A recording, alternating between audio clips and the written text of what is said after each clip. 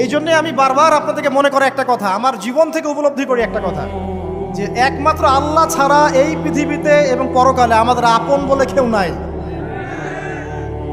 বাকি সবাই সবার স্বার্থের জন্য আছে। মানুষ মানুষের অবস্থানকেই মূল্যায়ন করে, মানুষ মানুষের অবস্থানকেই মূল্যায়ন করে। আল্লাহ রাব্বুল আলামিন আপনার ভিতরটাকে ভালোবাসেন।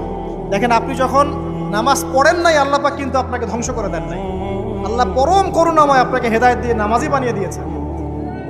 জীবনে অনেক পাপ করেছেন, ইনস্ট্যান্ট আল্লাহ পাক শাস্তি দিতে পারতেন, আল্লাহ পাক দেন নাই। আল্লাহ আপনাকে ভালোবাসেন, আল্লাহ আমাকে ভালোবাসেন।